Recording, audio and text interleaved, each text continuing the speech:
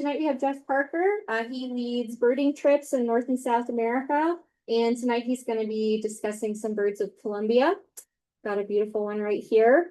And feel free to ask questions at the end. We have it on Zoom as well. I don't think we have any Zoom attendees right now, but if we do, we'll hold those questions till the end as well.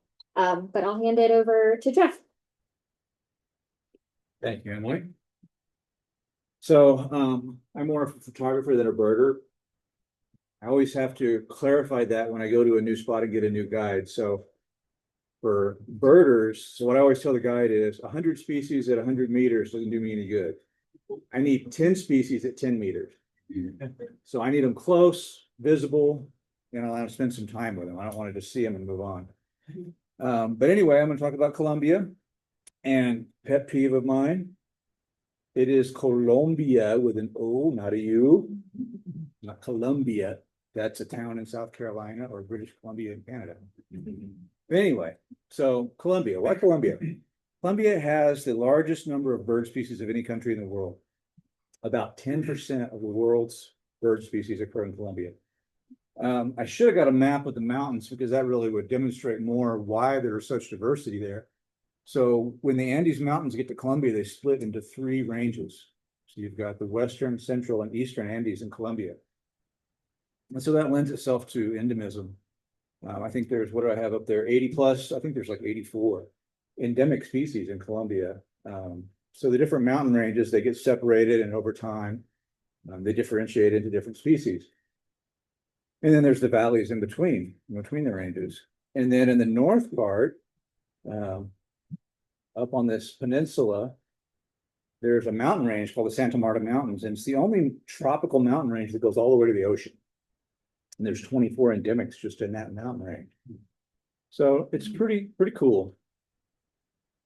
The only overall diversity, the only country that beats it out is Brazil. And Brazil's about, I don't know, 3 or 4 times the size of Colombia landmass. They have more mammals and insects and reptiles in Brazil. So the thing that people always ask about Colombia, is it safe? These days, with things that are happening in the United States, I kind of have to laugh at that question. I don't think there's, unless you're in Gaza or Ukraine, I don't know if there's any place more dangerous than the US. But for the most part, yes, Colombia is very safe. There are a few areas in the more remote regions that still have some sketchy stuff going on. But every place we go, it's well populated. They're really getting into the ecotourism, which has been great to see. That's my lovely wife, Mary O, if you guys know her. She's the executive director of Will. She and I first went there in 2015, so 10 years ago. And at that point, a lot of the areas we visited had only in the last couple of years had just recently opened up. FARC had been at peace now, and so people were able to start going back in there. So there wasn't a lot of infrastructure at that time. But in the last 10 years, there's lots of small local landowners that have really embraced the birding and ecotourism community. They've got, feeder setups with hummingbirds and fruit feeders for the other birds. You get wonderful home cooked meals that they do in their kitchen, and they'll serve you while we're out there watching the birds. And they're just really warm, wonderful people. I love Colombia. I've been many times, and I'm excited to go back next year. So now we'll talk about the birds. As I said, there's 10% of the world's bird species in Colombia, which comes to about 1,900 species. I'm not going to show 1,900 slides. So I'm only going to cover about 70 species that I've seen, that I've photographed in the last couple of years. And most of the ones that I have on here have come to feeders. That just makes it so much easier for photography, but not all of them. So this one in particular, Vermilion Cardinal, is not a feeder bird. It lives on that peninsula that I showed a minute ago where the Santa Marta Mountains are. And it's a desert environment on that peninsula. So it's like, well, it's kind of like Arizona. It's barren ground mostly with like mesquite trees, super hot, super dry. But this bird lives there. That's its habitat. And we had to find it, in the field. It doesn't come to a feeder. And it's related to our northern cardinal and Pyrrhuxia. In fact, the song sounds pretty much identical to the northern cardinal, but you can see it looks a little different. when we were in that area, I wanted to look for scarlet ibis. So we hired a local guide and he took us out in this little dugout. You know, it's about 2 feet wide and about 12 feet long. And he took us out there, but he pushed us the whole time and never got more than calf deep. If I had known it was that shallow, I wouldn't have bothered to hire a boat. We could have just walked. But we failed in our quest for the scarlet ibis. We did come across the American flamingos, which was pretty darn cool.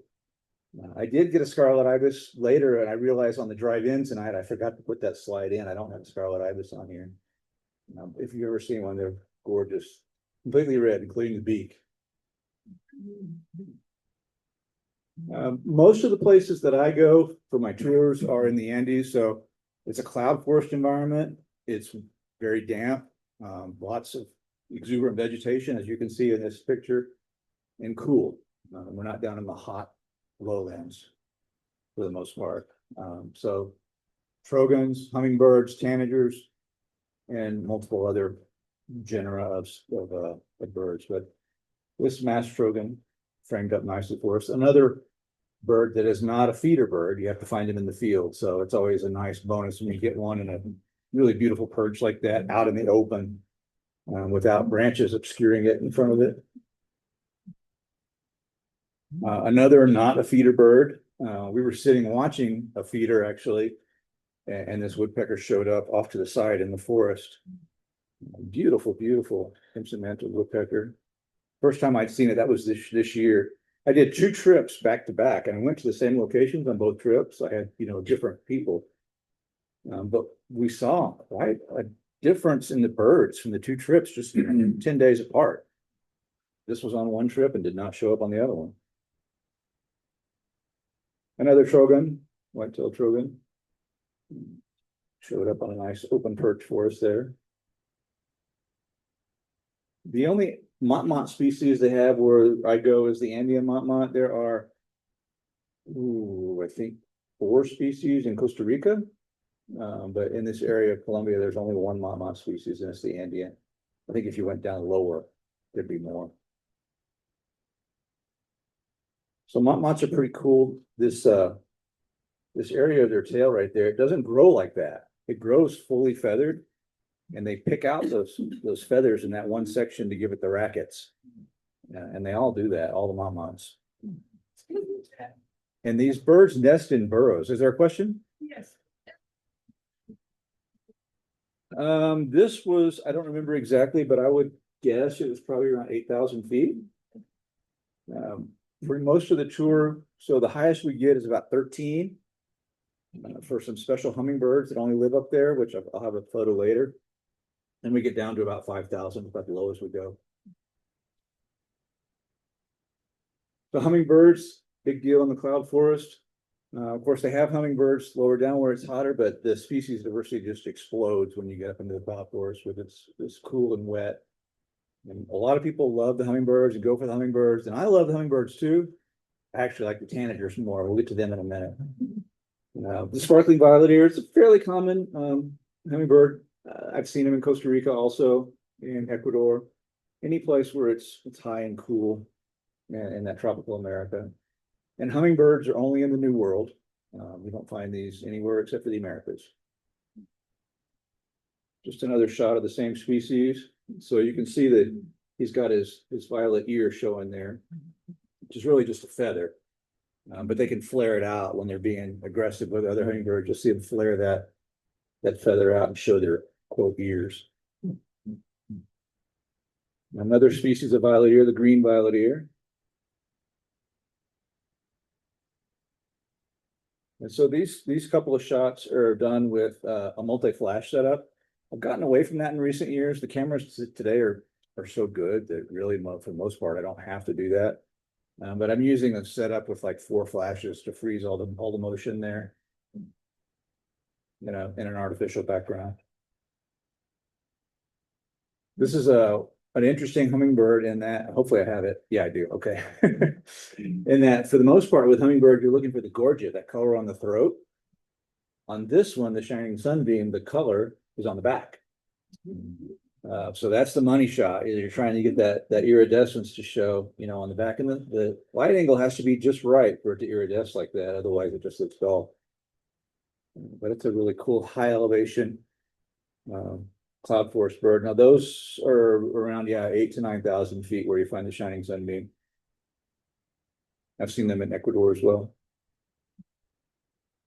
So we got kind of cut off there with the Bird Alliance logo, but that's a steely vented hummingbird. The full name there. One of my favorites, the crowned wood nymph. I just love the colors on these guys. This is lower down. This was when we were down at 5,000 feet.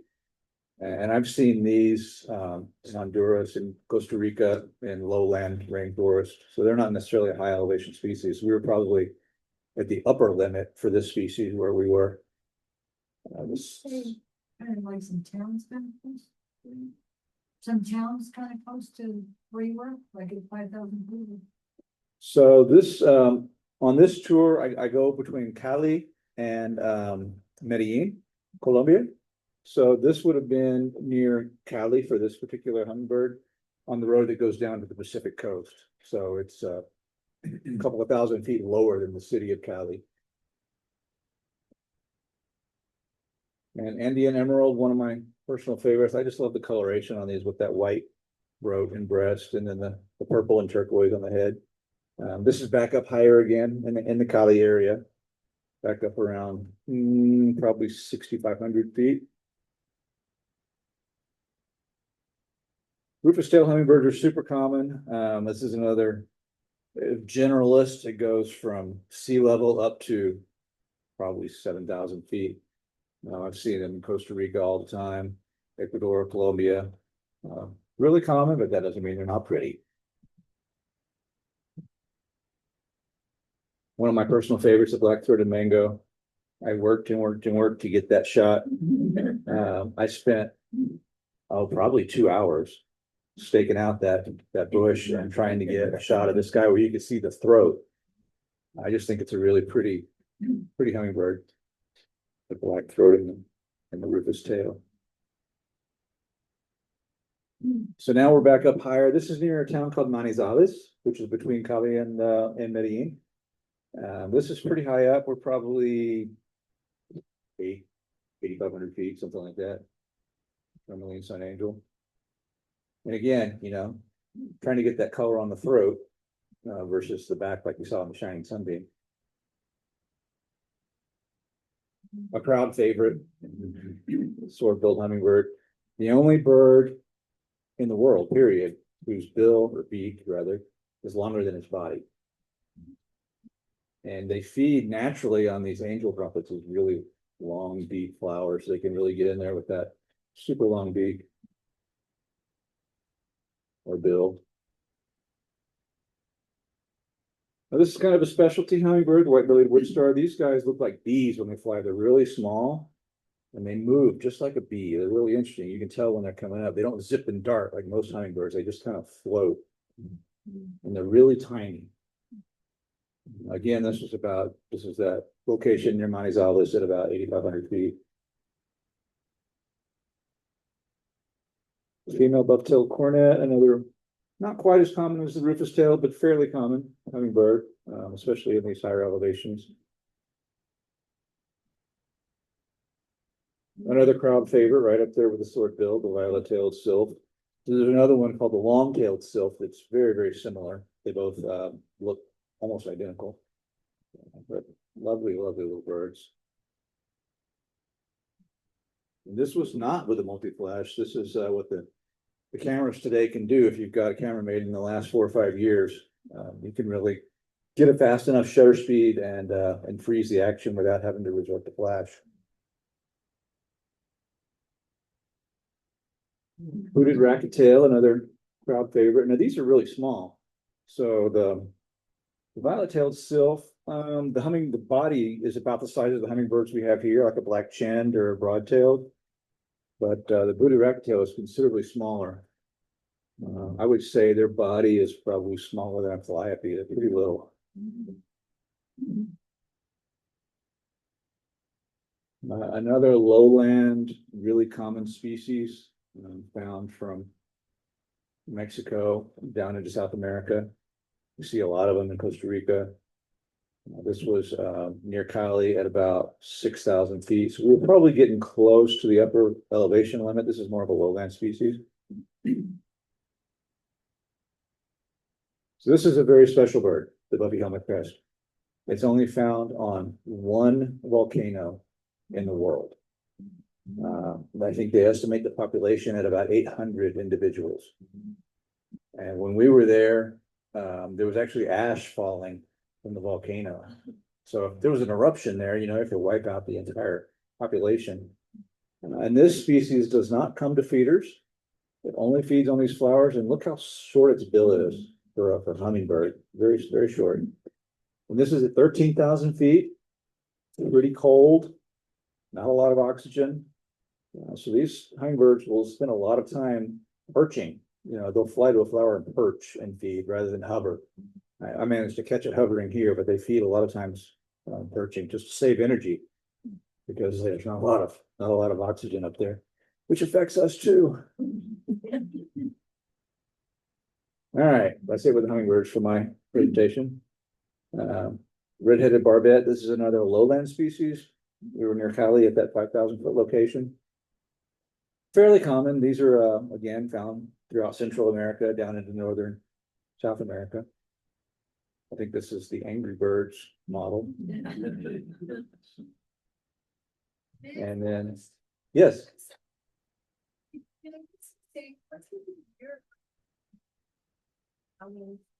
So I've gone at different times of the year. Most of these were shot. So the most recent trip I did was in March, but there's really not a lot of difference throughout the year. No. So most of the locations that I visit are cloud forest, and there's really very little variation in the weather or the birds throughout the year. It's pretty much, we're close to the equator. You don't have seasonal swings. There's really not a dry season. It's always damp, very, very humid. And there's the birds pretty much the same. I've gone in November. Yeah, pretty much all the same. Toucan barbet. This is a different barbet that's not anywhere near as common as the red-headed. They seem to be found at a little bit higher elevation. And I've seen these guys in Ecuador as well. But I have good luck with them in Colombia. This is a mid-elevation species, probably around 6,000 feet. Green jay. So if you're familiar with the green jay in South Texas, this blows me away that this is considered the same species. So ours does not have this little plucked feathers. We don't have this blondish crown. The eyes are completely black on the Texas green jay. The calls are different. The habitat is completely different. This is a cloud forest bird in Colombia versus in Ecuador versus the Tamaulipan thorn scrub in South Texas.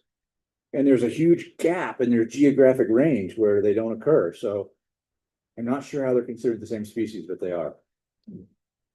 And I don't know if any of you saw that just, I think last week, they documented a hybrid between the green jay and a blue jay in San Antonio, Texas. Just before I left to come to this presentation tonight, I saw a post on Facebook. I don't know why somebody did this. There is a picture of that hybrid. I've seen it. And they posted about it and used some AI generated photo. It looks nothing like the real bird. I mean, it's completely different. It's just maddening. It's like, what are you doing? Anyway, all my photos are real. There's a lot of the jays down there. Well, and jays in general tend to be really pretty, but they're just absolutely beautiful. The black-collared jay. So the first time I saw this about 3 years ago, it was not coming to feeders. It was just in the woods. And you had to like go chasing through the forest, try to get a photo of it. But since then, they've discovered that, hey, this is pretty convenient if I can just come in and grab a papaya off the feeder versus having to forage in the forest. So now they're starting to come in a little bit easier to photograph, but really, really beautiful bird. Another shot, black-collared jay. Black-chested jay. So I visited a new location I had not been to this year, and they had these black-chested jays. So that was a new species for me. Always enjoy that. So some of the locations have started attracting birds that traditionally have been very secretive and hard to see, like the ant pittas and tinamous and this chestnut wood quail. So these landowners have spent hours and hours and hours and months, weeks and months, sitting, watching, putting food out until these birds become used to humans being around and they don't disappear into the underbrush at the first, hint of somebody being around. So it's pretty cool to be able to see this.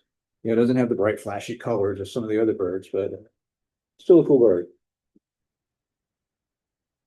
And the same with this quail dove, white-throated quail dove. I don't know where it gets. I guess maybe it spends a lot of time on the ground. I mean, it's really a dove.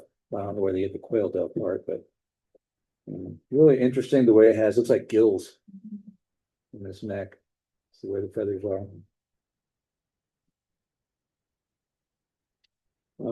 Cute little bird. This is not a feeder bird. It's a flycatcher, so obviously it's not going to be coming into fruit. This is one we have to track down in the field. I just think they're really cute. Pretty little flycatcher. Always a good find if you can find an owl. I don't have success with these guys every year, so whenever we do find one, it's cause for celebration. What would the size be? It's smaller than a screech owl, so I don't know, about 8 inches. They're little. I love the toucan family. Crimson rump toucanet here. This is very similar to the emerald toucanet that they have in Costa Rica, but it is slightly different. And the mountain toucans. These are my favorite. They're just so beautiful. So we have the gray-breasted mountain toucan. I believe these occur in Ecuador as well. I'm not 100% certain on that. But really beautiful bird. And the black-billed mountain toucan. And another one that they have in Ecuador that they don't have in Colombia is the plate-billed mountain toucan, which is the same type of coloration. Just beautiful, beautiful birds. I love them. I always get excited when I see them come in. And these guys come and eat grapes. How they figured out, because that's not something that grows native, in the South American cloud forest, but somehow they figured out they really like grapes. So the ant pittas, or ant pita, I don't know how you're supposed to say it. These are, as I was saying earlier, some of these birds that were traditionally super secretive, and you had to be a really lucky bird to see one. And now they'll go down and they actually call them. They'll be like, they have mealworms, and they'll go down and they'll be like, so, and they'll start calling. And it might take a while for them to come in, and they don't always come in, but the majority of the time, after about five or 10 minutes, they'll come hopping out of the underbrush, and we feed them mealworms for a few minutes, and we all get our shots, and they take off. So these birds don't fly much. You can see for those long legs. They spend most of their time running around in the thick underbrush in the cloud forest. Different species of ant pitta, the bicolored ant pitta. They're all very similar habits and habitat. And another one, slate-crowned ant pitta.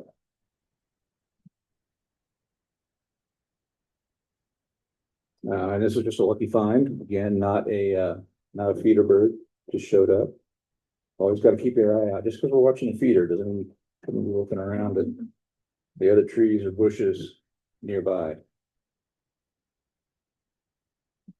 Same with this. And we actually went on a little walk and found this guy, buff bird. They are not feeder birds either. They are carnivores. You can see with that heavy bill. And the different species of buff bird. This one, the mustache buff bird, was actually in the hot lowland environment up in northern Colombia near the Santa Marta Mountains. This one's really hard to see. It's right here.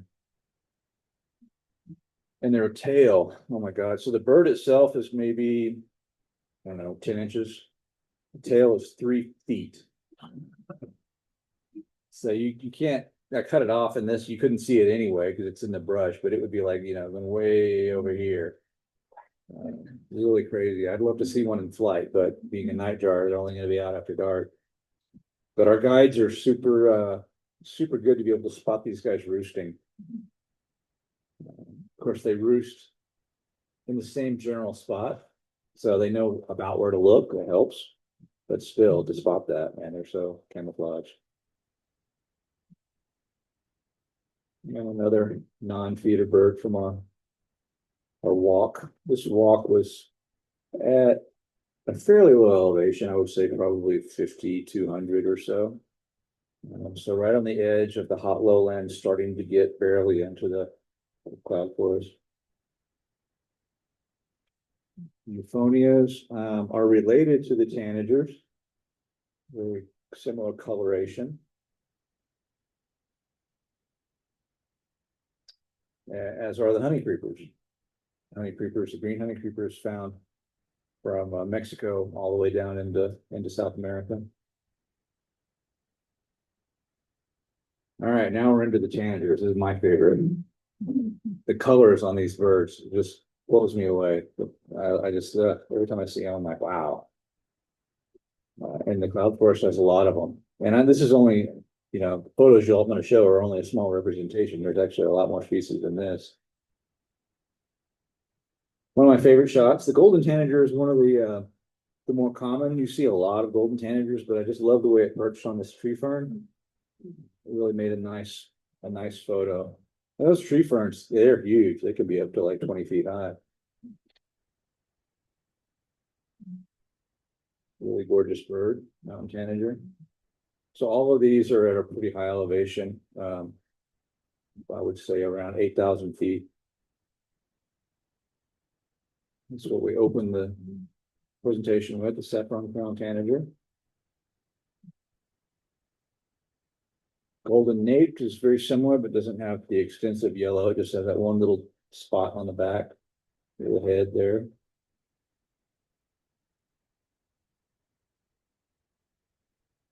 Blue and yellow is a really common color combo on these tanagers and the euphonias. Really, a lot of them have that. This is a pretty special little tanager. It's only found in a fairly small area. And this was near Cali, but higher up. It was probably 7,000, 7,500 feet. Multicolored tanager. It's for a photographer, it's an exposure nightmare. Because this is super bright, and then you have this black belly. That's not shadow, it's actually black feathers. This one, the colors, colors don't do it justice. This is really just eye-popping bright red. We need to do a better job of trying to bring that red out. Another blue and yellow mountain tanager. This was close to where the Buffy helmet crest was, but not as high up. So the Buffy helmet crest, the little hummingbird that's only found on the one mountaintop, they're up at 13,000 feet. It's above tree line. There's just some shrubs and bushes. There are no actual trees. So you come down to about 11,000 feet, and you get back into the cloud forest, and that's where this mountain tanager was found. Lachrymose mountain tanager, a little bit lower than that. This one's down around 9,000 feet. So depending on your elevation, your species change. Another reason for the huge amount of diversity of birds in Colombia, you have from sea level up to, geez, I don't know, 18,000 feet. Just a different shot, same species. Blue cap tanager, this was a pretty nice find. You don't often see them. So this was not a feeder bird. He didn't come in. That's why it's so much smaller in the frame. He was a long ways off, but the colors were just so outstanding that I had to get the shot and include it. So this was a very distant bird that I cropped to make a halfway decent shot out of. A very different tanager, another one that does not come to feeders. This is a, as you can see from the name, ant tanager. And just because it says an ant tanager or an ant bird doesn't mean that they only eat ants. What they actually do is when the ant swarms are coming through, they're flushing all kinds of other insects, katydids and crickets and whatever. Anything's trying to get away from the ants. And so the ant birds and ant tanagers and all their associated kin take advantage of that, and they're snatching up all the insects that are being flushed by the ants. They're not actually eating the ants themselves. But yeah, this is an insectivorous tanager, does not come to feeders. Very similar looking to our cardinal earlier. Very different environment though. It was eye-popping green. It's like fluorescent, glistening green tanager. This is a fairly low elevation. This was back near Cali, about 5,000 feet.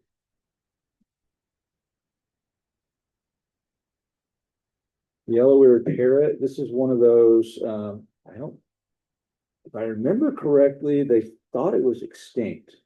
They hadn't seen any in, I don't know, 20 years or something like that. And a small colony was found. And so there's very similar to Audubon, they have a group in Colombia called Pro Aves. Aves means birds. They bought the land where this colony was found and protected it. So these parrots depend on wax palms.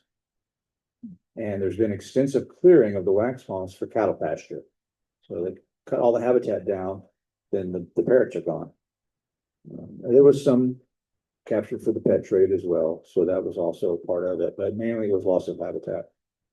But they're coming back. So in this reserve, they're doing quite well, and they've translocated some to some other reserves where they've got some wax palms and they're protecting them. And the population is coming up. I think they're up to about 1,200 at this point. Not a lot, but a lot better than zero. Again, this was a distant bird, not coming to a feeder, so it's pretty far away. I had to crop in and try to get a decent shot out of it, but we were happy just to see them. I don't normally get excited about grackles. I'm from Texas, and grackles go to parking lots by the millions and make a huge mess of everything, but this one is really, really pretty, so I had to include it. This was back with that black-chested jay in the same location that I checked out this year. It was a new spot for me, and two new birds, two new species for me, so pretty cool.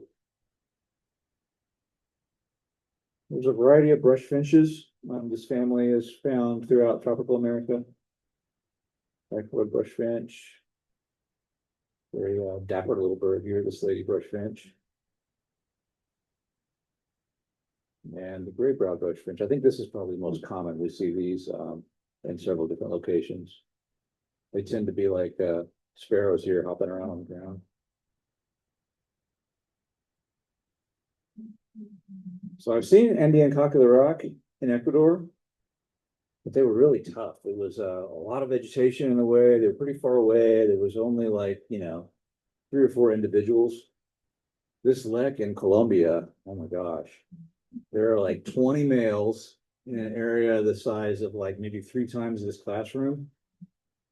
And they're there constantly, and they'll come within 5 feet of you. They're just flying back and forth, displaying. We saw 2 that got into a fight and ended up on the ground. And I don't know if they were just exhausted. I don't think they were injured, but they stayed on the ground just glaring at each other for over half an hour. We kept coming back, and now they're still there. But this really, really cool. In this particular shot, you can see the bill. A lot of times you can't see that at all. It's completely covered by feathers. So that's more typical. You can just barely see the bill poking out there. This was a shot that I was going for, another one that I just staked out a spot and waited. And I stood there for probably 40 minutes, wanting to get a spot of light with that black background, with the background in shadow. Super cool, bizarre looking birds. I think that's it. Yep. That's all I've got.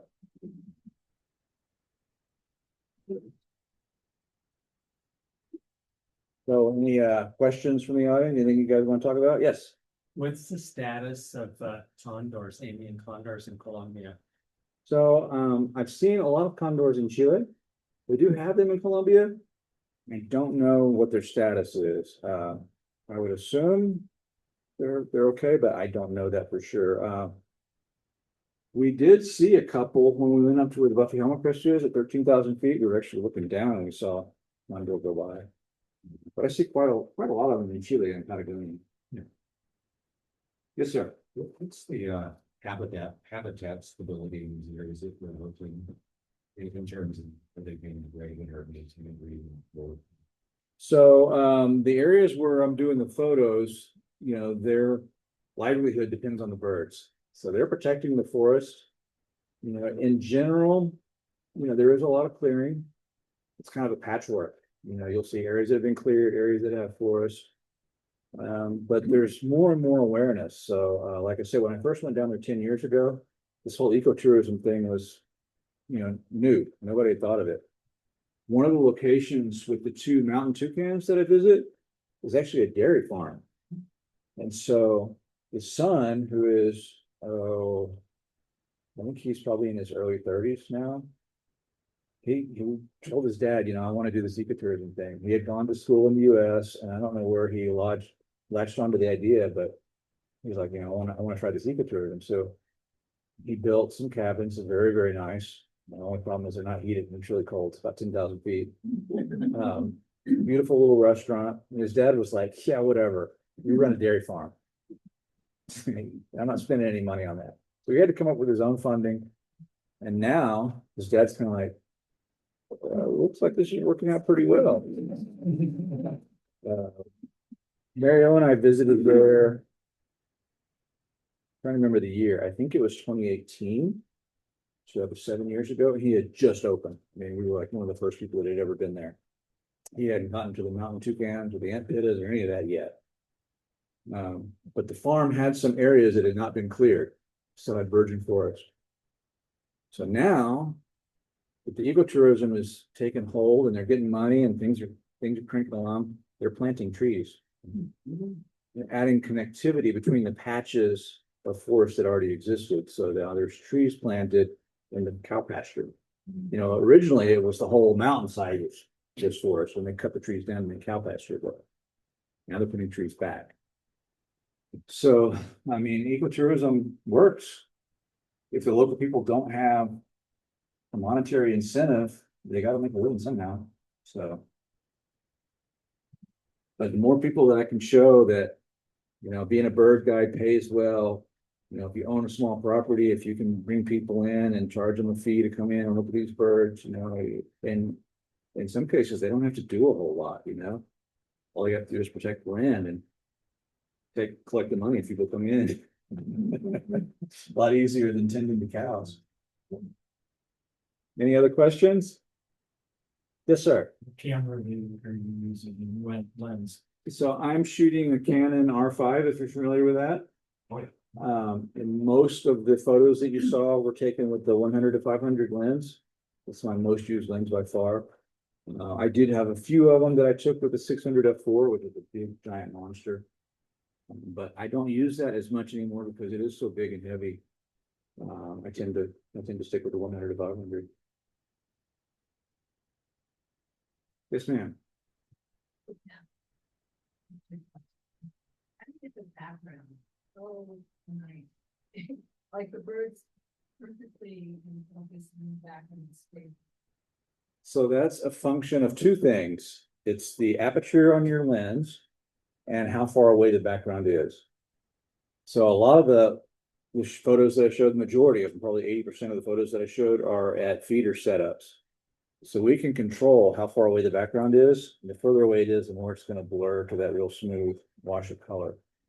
And then if you're familiar with photography, using a wider aperture, you know, f4 at 5.6 is going to tend to blur the background more than f8 or, you know, f11. No, No, I do very little post-processing. I don't like sitting in front of the computer. And so I do as little as possible. You know, I do a minimal amount, but I don't do a lot. Most of what you see is pretty much what came out of the camera. Where did you get started in this? Sure. So I have a lifelong interest in natural history ever since I was like 5 years old. Anything with the natural world, butterflies, plants, birds, mammals, whatever. I love it all.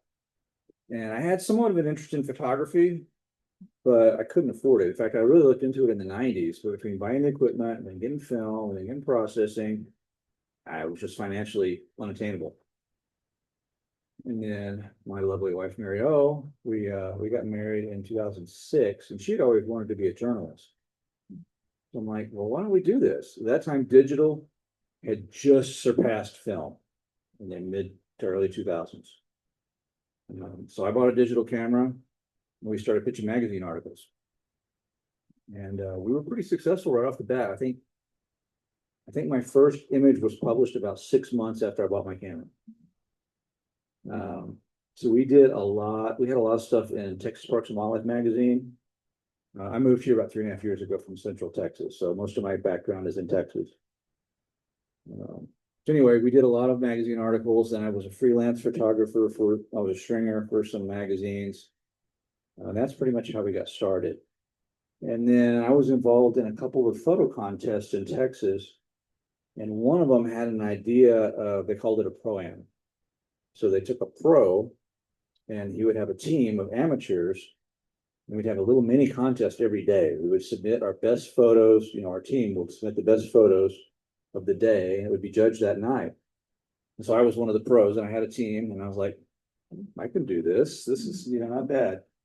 So we had a small property in Texas, 13 acres, that I had developed for butterfly habitat and bird habitat, and I had wildflowers and had bird feeders, bluebird houses. So we had stuff to photograph. So we started doing workshops at the house. And then my first tour, like what I do to Colombia, was to Honduras, which was a harder sell than Colombia is. But we had two people, the same two people that came with us the first time to Colombia. And that's how we started. Yeah. Is the format of your tours? Could you talk a little bit about that? The format of the tours? Yeah. So the as far as like what's included, or Yeah, how long are they work? To what degree do you do with all the logistics? yeah, so my international stuff, I do everything from the time you land to the time you leave, food, lodging, transportation is all taken care of. Domestic stuff, it depends on the tour, but the international stuff, we cover everything. And most of them run 7 to 9 days. I am doing a really long one this coming year for Sri Lanka and India. That's going to be 3 weeks, just because, it takes so long to get there. We're going to spend more time in country. But Costa Rica is like a week. Colombia, I think, is 9 days. I do Patagonia for the pumas / mountain lions, and that's about a week. Jaguars and Pantanals a week. So yeah. Lots of fun. What was that? As National Geographic. No. I don't even pursue magazines anymore. It got to where they paid so little that it wasn't even worth trying. I just quit. Yeah. But no, I never tried Nat Geo. I do know a couple of people that have had stuff in there, but I never tried. Bring a burden to your different, for your experience. Like, what would you rather be doing? What would I rather be doing? Yeah. I love it all. So like when we do the Jaguars, there's lots of good birds there too. Yeah. Oh. Do you see, what are the returns good on your? Do I see Jaguars on the Jaguar tour? Oh, absolutely. We see them every time we go out, even when we're not looking for them. We usually average 14 individual cats, and some of those we'll see multiple times. You can tell them apart by the spot patterns on their face, so you know which individuals you're looking at. So it does occasionally happen, but it's almost unheard of for us not to see one every time we go out. We go out twice a day. We go out in the morning, come back for a lunch and a siesta, go back out in the afternoon. So going out twice a day, it's really rare for us to not see one on an outing. So the Sri Lanka is, are you seeing tigers? Sri Lanka will be going for leopards, and then we'll go to India for tigers. Okay. And Did you see the black tiger? no, probably not. So the black leopards, they do have some there, but you got to go to the right spot, and they're not easy to see. So we're not trying that. Yeah. But back to the jaguars, it's funny. There's about 3 days in, I always go for birds one morning. We don't even look for jaguars. And I think, if I remember correctly, without exception, we always see jaguars anyway. In fact, we saw, so if you photograph a jaguar that doesn't have a name, you get to name it. And so when we go for birds, everybody else leaves. So we're staying on a boat. They call it the flotel, the floating hotel. And we go out looking for jaguars on smaller boats. So everybody leaves the flotel and they turn left. When I'm looking for birds, we leave and we turn right. So we're up in areas where nobody is and nobody's been. And we saw a jaguar with 2 cubs. And we were looking for birds, and we got to name the cubs because nobody had seen them before. But yeah, it's fun. I tried for Mary, but that got voted down. We named him Junior, and I can't remember what the female's name was now. So I was, miffed they didn't use Mary, so. But it was a male and a female. Something else I was going to say about that, and I can't remember what. Doesn't matter. Oh, jaguarundi. We actually saw a jaguarundi one time doing that birding excursion.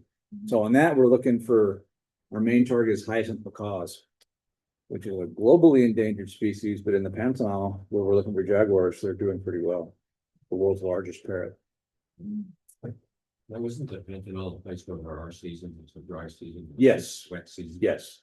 So we go for the Pantanal, we go in the dry season, which corresponds with our summer. It's like June through September. It's below the equator, so it's a little cooler. Not that it's cool, but it's a little cooler.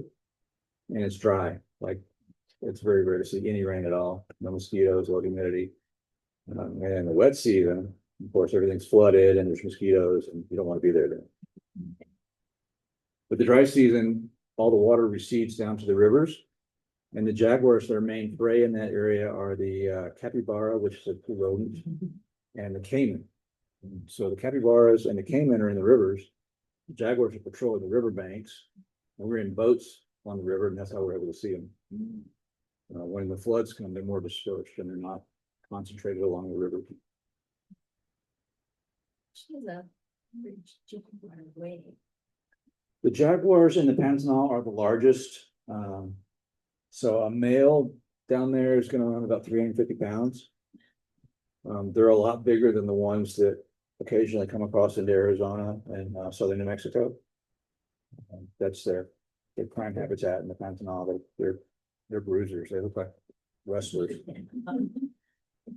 They're much stockier built than leopards are in Asia and Africa. What kind of safety precautions when you're out looking for jaguar? Is it all you're in a boat, not to worry about that, or? Yeah, so the jaguars, as you said, we're in a boat, and they're so used to people in boats, they don't even pay us any attention whatsoever. The pumas, they also don't pay us any attention whatsoever, but we're on foot. But they've been watched. Some of them were on 3rd generation now, that they've been watched since they were kittens. So they're used to these strange 2-legged things being around, and they just ignore us and just go on about their business. But that's a pinnacle experience for sure. To be on foot in that spectacular landscape, another mountain lion walking by 30 feet away. It's really cool. Was there another question? No? Well, thank you, guys.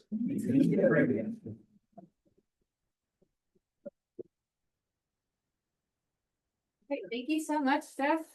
And, I turned it off. oh, okay, that's fine. But I think that wraps us up for the night and feel free to mingle as we kind of clear out of this room, but we also have membership forms up here. If you'd like to become a member of the Bird Alliance, it supports putting on programs like this, doing kids activities and that.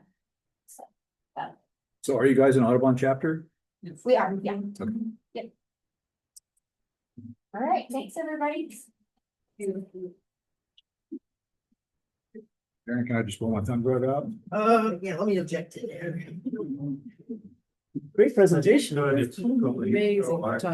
Yes. Yeah, I've done that. That's summer. Scary. It was next. Yeah. Can I get this out to American? All over the world, it's like, hey. And when I was there last time, it was a few years ago, like. Over 20 years.